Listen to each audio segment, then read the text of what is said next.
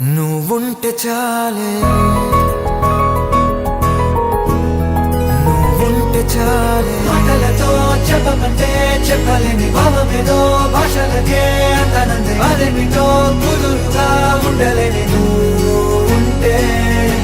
అడిగితే అదేమిటో అర్థం కాదు నిన్న మొన్న నాలో ఉన్నా నేనే కాదు పుట్టిందంటే నీతో తప్ప పోనే పోతే